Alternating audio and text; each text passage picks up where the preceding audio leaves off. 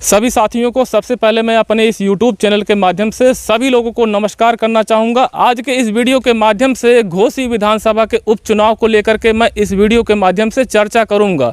Bharatiya Janata party अपने प्रत्याशी को चुनाव जीतने का जो है दावा कर रही है, वहीं पर विपक्षी पार्टी समाजवादी पार्टी अपने प्रत्याशी को जीतने का दावा कर रही है। लेकिन यदि वहीं पर समाजवादी पार्टी के प्रत्याशी सुधाकर सिंह चुनाव जीतते हैं तो निश्चित रूप से इसका असर 2024 के चुनाव पर पड़ेगा। यदि सुधाकर सिंह चुनाव जीतते हैं, एक क्षत्रिय नेता हैं, तो निश्चित रूप से आने वाले दिनों में जो है समाजवादी पार्टी क्षत्रिय को भी अपने पार्टी में जोड़ने के लिए काम करेगी। तो उस कड़ी में जौनपुर जिला से धनंजय सिंह को भी समाजवादी पार्टी से टिकट मिल सकता है, क्योंकि जिस प्रकार से अखिलेश यादव जो है पिछड़े दलित अल्पसंख्यक को अपने पार्टी के साथ जोड़ने के लिए पीडीए का जो फार्मूला बनाया है, पिछड़े दलित अल्पसंख्यक को भी जोड़ने के लिए अखिलेश यादव काम कर रहे हैं। लेकिन घोसी विधानसभा के उपचुनाव को देखते हुए मैं कह सकता हूं कि जो है जिस प्रकार से वहां से सवर्ण प्रत्याशी सुधाकर सिंह को चुनाव के लिए जो है वहां से प्रत्याशी बनाया गया है, इसको देख करके यह लगता है कि आने वाले दिनों में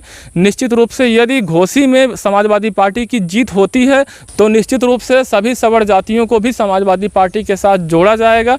तो मुझे लगता है कि जब सभी लोग समाजवादी पार्टी के साथ जुड़ जाएंगे तो समाजवादी पार्टी मजबूत होगी। और वहीं पर सत्ताधारी पार्टी भी जिस प्रकार से काम कर रही है, सवर्णों को अपने साथ जोड़ा है, वहीं पर जो है पिछड़े दलित अल्पसंख्यकों को भी अपने साथ जोड़ा है। लेकिन फार्मूला अखिलेश यादव भले ही बनाया है, पिछड़े दलित अल्पसंख्यक को जोड़ने के लिए फार्मूला बनाया है, लेकिन भारतीय जनता पार्टी जोड़ लिया है और उनका वोट बैंक उनको जो है मिलता है। शायद इसी वजह से भारतीय जनता पार्टी हर एक चुनाव में जीतती है। लेकिन यदि अखिलेश यादव का पीडीए का फार्मूला सफल रहा तो भारतीय जनता पार्टी का नुकसान निश्चित रूप से होगा।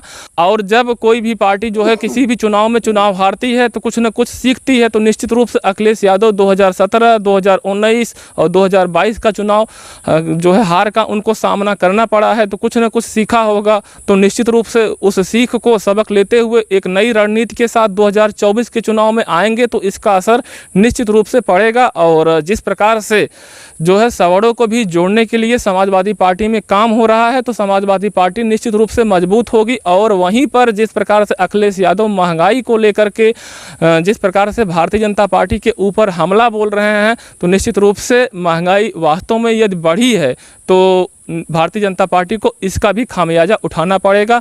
और जो बेरोजगारी वर्तमान समय में यदि देश में है और प्रदेश में या देश में सत्ता में आने से पहले भारतीय जनता पार्टी बेरोजगार युवाओं को रोजगार देने का वादा किया था, यदि उस तरीके से रोजगार नहीं मिला है तो निश्चित रूप से इसका भी असर 2024 के चुनाव में पड़ेगा। जिस प्रकार से अभी हाल के ही दिनों में जो है बीटीसी और बीएड के विद्यार्थियों के साथ जो अन्याय हुआ है उसको भी लेकर के विद्यार्थी मुझे लगता है कि सत्ताधारी पार्टी से काफ़ी नाराज़ हैं। और वहीं पर बीटीसी के विद्यार्थी पहले से ही सरकार से नाराज़ थे, लेकिन अब जो है बीएड के भी विद्यार्थी सरकार से नाराज़ हो चुके हैं, क्योंकि उनका 5 साल का बहुमूल्य समय बर्बाद हुआ है और इस बर्बादी का कारण सरकार है। यदि सरकार इस तरीके से डिसीजन नहीं लिया होता, बीएड के छात्रों को प्राथमिक स्तर के शिक्षक भर्ती में शामिल नहीं किया होता, तो निश्चित रूप से बीएड के छात्रों का 5 साल का समय बर्बाद नहीं हुआ होता। और विद्यार्थी हर एक कास्ट में होते हैं, हर एक धर्म में होते हैं।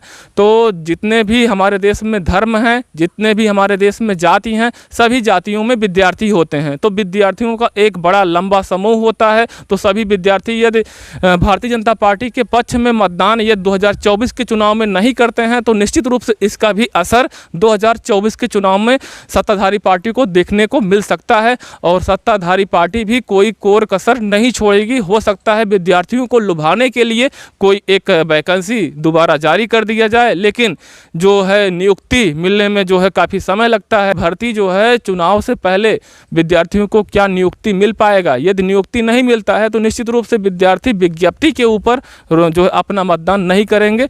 जिस प्रकार से सत्ताधारी पार्टी को 2014 और 2017 के लोकसभा के चुनाव में मतदान मिला है, जिस प्रकार से वर्तमान समय में विद्यार्थियों को बीटीसी के बीएड के विद्यार्थियों को निराशा लगी है, तो निश्चित रूप से विद्यार्थी सत्ताधारी पार्टी से नाराज़ हैं। तो 2024 के चुनाव में इसका फर्क जरूर सत्ताधारी पार्टी को देखने को मिलेगा।